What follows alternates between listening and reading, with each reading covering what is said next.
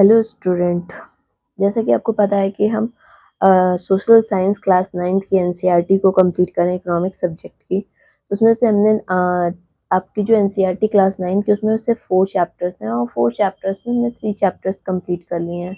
और मैंने आपको पहले भी बताया, फिर भी बता दे रही हूँ इस वीडियो में भी, कि जो एनसीईआरटी की जो वीडियोज़ मैं आपके लिए बना रही हूँ, ये वीडियोज़ सिर्फ एक ओवरव्यू है, ठीक है।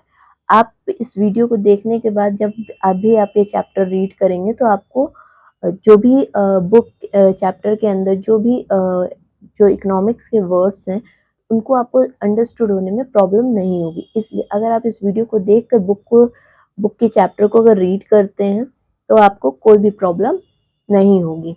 आई होप कि आपको समझ में आए। Let's start. और हमारा ये लास्ट चैप्टर है क्लास 9th के एनसीईआरटी का, जिस चैप्टर का नाम है food security in India.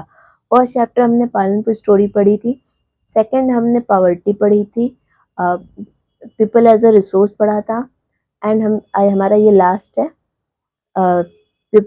Food security in India.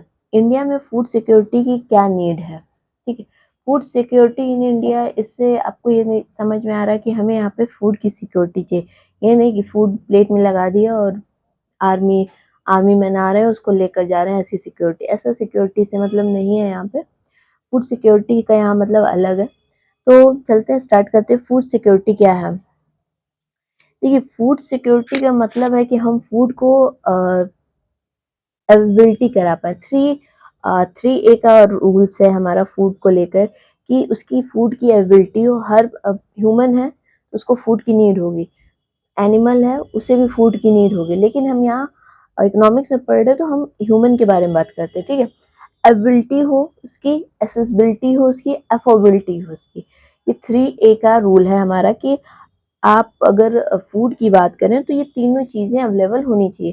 First है हमारी एबिलिटी, सेकेंड है accessibility, and third is affordability. फिर आते हैं एबिलिटी। एबिलिटी का मतलब कि सबको फूड प्रोवाइड हो, सबको मिल सके, ठीक है। उस फूड अवेलेबल हो कि आदमी उस ह्यूमन जो है उसको प्रॉपर उस जाके उसे कंज्यूम कर सके। सेकेंड है हमारा एसेसिबिलिटी। एसेसिबिलिटी का मीन्स हो गया कि हमें उस फूड की पहुंच होनी चाहिए। अगर अदर स्टेट्स में देखेंगे कि राइस की क्रॉपिंग करी जा रही है और फार्मर्स राइस की क्रॉपिंग कर रहे हैं, तो ऐसा नहीं है कि सिर्फ जिस स्टेट के फार्मर्स राइस क्रॉपिंग कर रहे हैं उसी स्टेट के लोगों को राइस प्रोवाइड हो, ऐसा नहीं है। सबके अदर स्टेट्स के भी लोग हैं, उन्हें भी राइस की नीड है, तो वहाँ पे एसेसिबिलिटी हो, पहुंच होनी चाहिए कि वो भी इस फूड को कंज्यूम कर सकें। लास्ट है हमारा अफोर्डेबिलिटी। अफोर्डेबिलिटी मतलब सब अफोर्ड कर सकें, रिच भी पुअर भी उसको अफोर्ड कर सकें।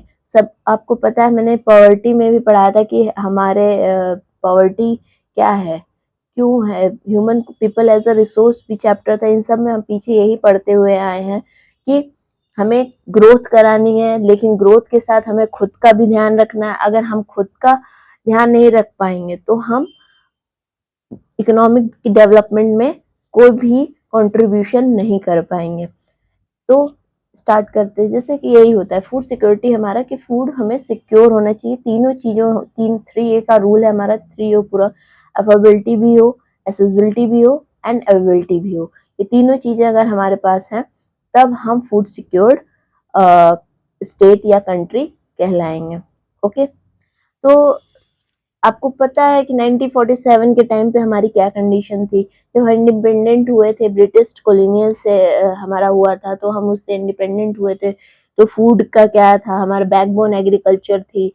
क्या कंडीशंस थी ये मैंने आपको पहले भी वीडियो में बता रखा है। तो फूड सिक्योरिटी का मतलब क्या है?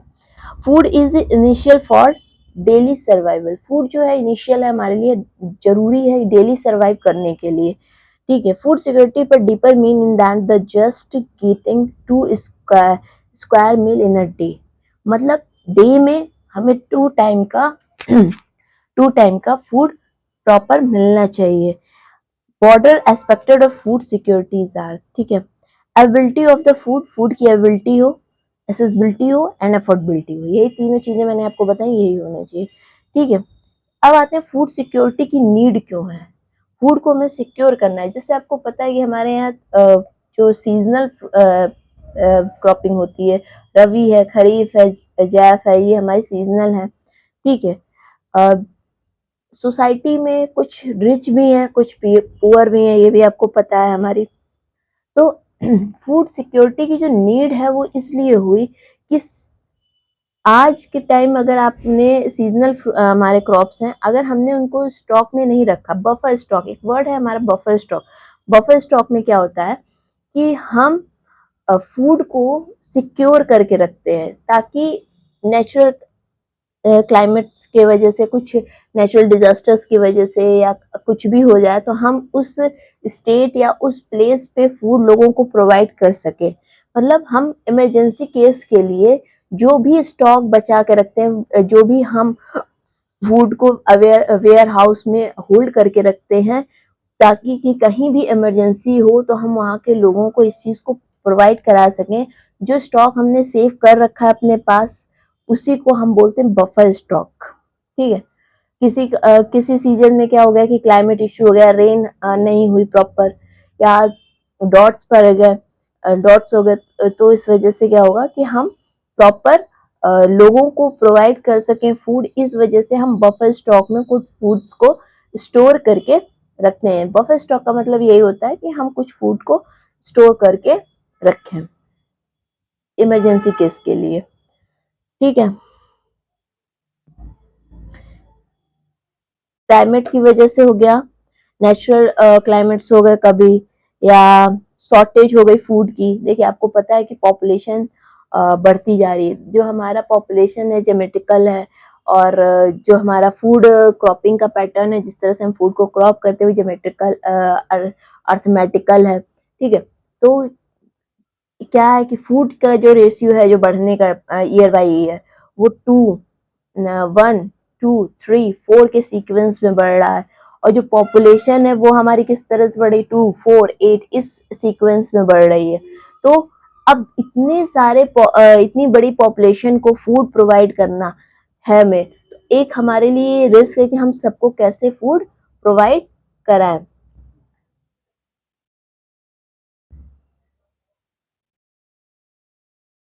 Section of the security of food insurance, food का भी इंश्योरेंस होता है, आपको बता दें। The worth of affect the people of the food nutrition insecured landless people. देखिए फूड सिक्योर्ड कौन होते हैं, फूड इनसिक्योर्ड जो वो लोग होते हैं जिनके पास लैंड नहीं है, जिनके पास फूड को परचेस करने के लिए पैसे नहीं है। तो आपको पता है कि गवर्नमेंट जो है, हमारी इंडियन गवर्नमेंट है, वो क्या करती है, वेलफेयर का काम करती है। तो वो राशन का दुकान खोल रखा है उसने, राशन प्रोवाइड कराती है लोग गरीबों को। जो भी गरीब है उनको 2 रुपए 3 रुपए के अकॉर्डिंग जो भी है अपना राइस और व्हीट वो प्रोवाइड कराती है। तो उसने भी कुछ क्राइटेरियाज रखे हैं, कार्ड्स रखे हैं, जिसके थ्रू वो लोगों को फूड प्रोवाइड करती है। ठीक है, few states the country have the large number of food insecure people। बहुत से states हैं जहाँ पे people जो हैं insecure हैं food को लेके। ठीक है, place में दे tribal, remote prone and any kinds of natural disaster economical background। जो इकोनॉमिकली बैकग्राउंड से हैं, डिजास्टर की वजह से, वहाँ पे आज भी फूड सिक्योर इनसिक्योर्ड लोग हैं। ठीक है, तो यहाँ पे क्या करना है, इंडिया एज ना हमें फूड कैसे उन्हें प्रोवाइड करना है, ये हमारा चैलेंज हो गया है कि हमें उन सबको फूड प्रोवाइड करना है। फूड अब कोई एक दिन में तो ग्रो हो नहीं जाता है, और फिर हमारे पास लैंड लिमिटेड है, लैंड लिमिटेड, अब लिमिटेड ही लैंड पे तो हम क्रॉपिंग कर सकते हैं। तो इसी को क्या है कि एक चैलेंज हो गया हमारे लिए कि हमें फूड को ग्रो कराना है, फूड को प्रोड्यूस करना है, लेकिन हम कैसे प्रोड्यूस करें कि इतनी लार्ज पॉपुलेशन को हम प्रोवाइड करा पाए।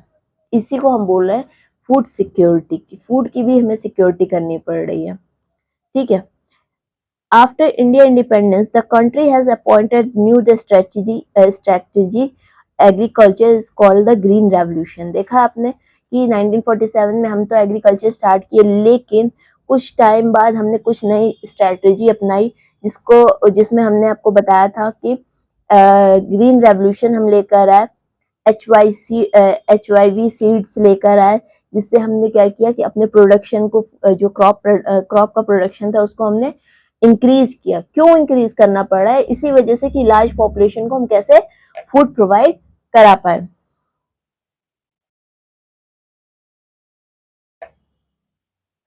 Public distribution system, PDS system है। अब गवर्नमेंट ने कुछ स्कीम्स लाई जिससे वो क्या करते हैं, जिसके थ्रू वो लोगों के लिए फूड बफर स्टॉक में रखना स्टार्ट कर दी थी, सेव करने लगी थी, लोगों को फूड भी प्रोवाइड कर रही थी वो। कुछ देखिए, फूड ऐसा होना चाहिए कि फूड का प्राइस जो हो ऐसा हो कि जो क्रॉप जो भी फूड प्रोड्यूस कर रहा है उसका भी लॉस ना हो, लोगों तक भी प्रोवाइड हो, उसकी एबिलिटी भी हो उनके लिए, और अफोर्डेबिलिटी भी हो कि मतलब वो अफोर्ड भी कर सके। तो हर कोई को अगर हम, आपको पहले मैंने बताया था एग्जांपल कि इंडिया में दो तरह के लोग हैं, दोनों तरह के, रिच भी है पुअर भी है। एक आदमी ऐसा है जो ताज होटल की 500 की टी को अफोर्ड कर सकता है, उसी के जस्ट बाहर आप देखेंगे स्लम्स पुअर्स होंगे, वो बेचारे 10 रुपीज की भी टी को अफोर्ड नहीं कर पा रहे हैं। तो यही क्या, ये डिस्ट्रीब्यूशन जो है, बहुत इनकम का डिस्ट्रीब्यूशन जो है, ये बहुत ज्यादा इफेक्ट कर रहा है लोगों की सर्वाइविंग के लिए, सर्वाइवल उनका बहुत डिफिकल्ट हो गया है। तो इसी में क्या होता है कि गवर्नमेंट इसमें अपना इन्वॉल्वमेंट करती है और लोगों को वेलफेयर का अपना जो काम है, लोगों को फूड प्रोवाइड करना, शेल्टर प्रोवाइड करना, देखा होगा अपने ठंड वगैरह में उनको वुलन क्लॉथ्स प्रोवाइड करना, ये सारी चीजें क्या है, गवर्नमेंट इसमें इन्वॉल्व होके वो उनकी हेल्प कर रही है। PDS क्या है, मतलब पब्लिक डिस्ट्रीब्यूशन सिस्टम क्या है? द फूड विच FCI मतलब फूड कॉर्पोरेशन इन इंडिया में produce the distribution of government regulate the shop this is referred to the public distribution system, ration shop also they present the locality town village and city। Ration shop उसने open कर रखा है, ठीक है। FCI के जो भी foods corporation in India है उनके थ्रू क्या हुआ है कि PDS सिस्टम लाया गया और उसने क्या हुआ कि एक राशन की शॉप ओपन की गई, जिसमें 2 में वीट, 3 रुपीज में राइस, ऐसे करके उन्होंने बहुत लो प्राइस पे और लोगों को फूड प्रोवाइड करना स्टार्ट किया है, ठीक है। ये नियरली जो राशन की शॉप है इन्होंने सब जगह ओपन कर रखा है, विलेज में, टाउन में, सिटीज में, सब जगह इन्होंने ओपन कर रखा है ताकि लोग इजिली फूड अफोर्ड कर सके, ठीक है।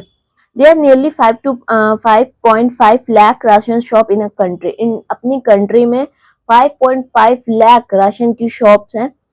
दे आर फेयर प्राइस शॉप, इसको हम किस नाम से भी जानते हैं, फेयर प्राइस शॉप के नाम से भी हम इसे जानते हैं, ठीक है। Usually keep in stock range sugar kerosene at a much low price market price. Market price से क्या होगा कि जो राशन की शॉप है यहाँ पे आपको लो प्राइस में फूड मिल जाएगा, वीट है, राइस है, केरोसिन ऑयल है, ये सारी चीजें लोगों को प्रोवाइड गवर्नमेंट करा रही है PDS सिस्टम के थ्रू, ठीक है। और भी इन्होंने चीजें करी हैं। They are the 3 different kinds of ration card, इन्होंने कार्ड बना रखा है, ऐसा नहीं कि सबको मिल जाएगा, सब जाएंगे और 2 रुपए के 3 रुपए के जाकर फूड परचेस करके आएंगे। इन्होंने क्राइटेरिया डिसाइड किया कि हम किसको किसको ये लो प्राइस फूड किसको किसको प्रोवाइड कराएंगे, तो इसलिए इन्होंने 3 डिफरेंट काइंड्स के कार्ड्स बना रखे हैं जिसके थ्रू इनको करना है। पहला है हमारा Antyodaya card of the poorest people, मतलब जो बहुत ज्यादा पुअर हैं उनके लिए अंत्योदय कार्ड्स है, ठीक है। जो सबसे पुअर है, मतलब बेचारे बहुत ज्यादा गरीब हैं उनके लिए। फिर उन्होंने बनाया सेकंड कार्ड है उनका BPL card, for the one which of the below the poverty line, जो पॉवर्टी लाइन के बिलो है थोड़ा उनके लिए, ठीक। APL card for every single citizen, और जो APL कार्ड बनाया है वो सारे सिंगल सिटीजन्स के लिए बना रखा है गवर्नमेंट ने। इन कार्ड के थ्रू ही गवर्नमेंट लोगों को फूड प्रोवाइड करती है लो प्राइस पे, ठीक है।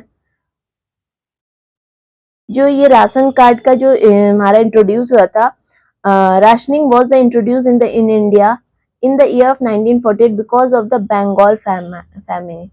बंगाल में जब भुखमरी आई थी उसी के टाइम पे ये इन्होंने लॉन्च किया था, इंट्रोड्यूस किया था 1948 में इंडिया में। ठीक है, अब आते हैं status of the public distribution system in India at present time. Present time में पीडीएस का क्या रोल है, क्या है? Initial the people distribution for this universal, ये क्या हो गया, पीडीएस सिस्टम जो है वो यूनिवर्सल हो गया है कि मतलब सब जगह इसकी नीड है। The was of discrimination between the poor the non poor, but currently में पुअर नॉन पुअर का जो डिस्क्रिमिनेशन है उसको कंप्लीट खत्म करने के लिए भी देखिए हमारा क्या है, हमारा रोल क्या है। हमने जब सेकंड चैप्टर पढ़ा था पीपल एज अ रिसोर्स, तो उसमें ये कहा गया था कि हमें एसेट्स बनना है ना कि लाइबिलिटी बनना है। पीपल एज अ रिसोर्स, बहुत सी कंट्रीज ऐसी हैं जहाँ पे लोग पॉपुलेशन बहुत हाई थी लेकिन फिर भी आज वो डेवलप्ड कंट्री है। क्यों? क्योंकि वहाँ के जो पीपल हैं वो एसेट्स बन चुके हैं, वो हर एक पर्सन वहाँ का मनी अर्न कर रहा है अपनी लाइवलीहुड के लिए, उसकी सर्वाइविंग एम्प्लॉयड है, वो सर्वाइविंग लेवल जो है वो अच्छी है, स्टैंडर्ड ऑफ लिविंग जो उनकी अच्छी है। ठीक है, फिर आते हैं cooperative and the role of the food security. Food security का क्या रोल रहा है कोऑपरेटिव्स में? In the south and western part of India the cooperative also significant role of the food security. Cooperatives भी इसमें इन्वॉल्व हुए, has been set up the price goods price for the poor people.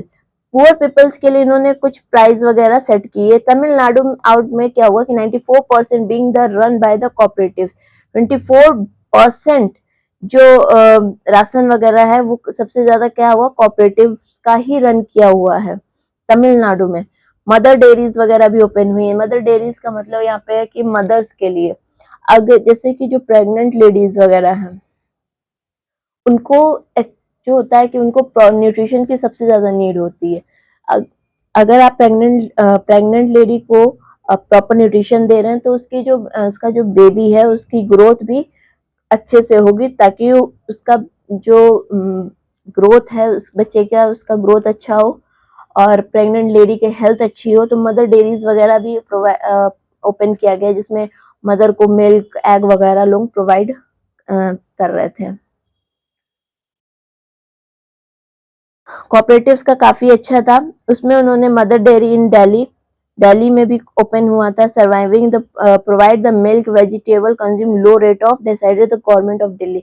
Delhi government ने ही decide किया था। Mother dairy वगैरह का जो opening थी वो दिल्ली गवर्नमेंट था, उसमें उन्होंने जो प्रेग्नेंट लेडीज उनको मिल्क प्रोवाइड करना, न्यूट्रिशन वेजिटेबल्स ग्रीन वेजिटेबल वगैरह प्रोवाइड करना, ये स्टार्ट किया था उन लोगों ने। और भी कोऑपरेटिव से अमूल, जैसे Amul is another cooperative milk produce sector of the Gujarat. Gujarat में अमूल ने भी प्रोवाइड कराना शुरू किया था मिल्क वगैरह।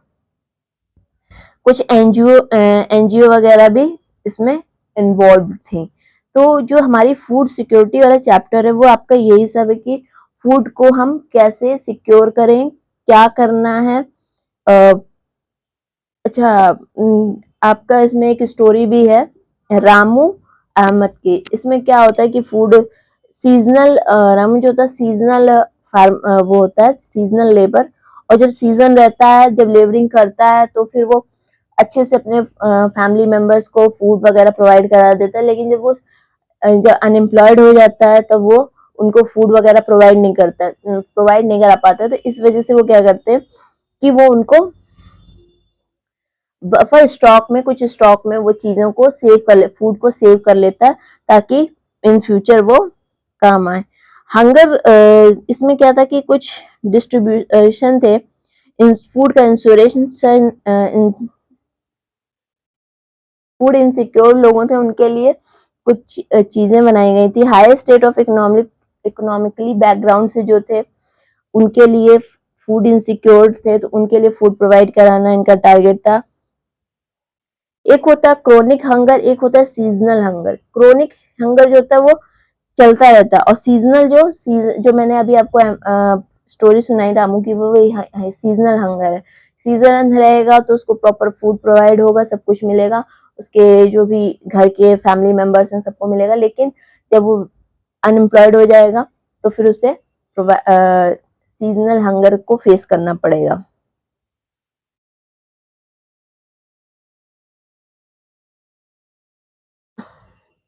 इस चैप्टर में बस इतना ही है।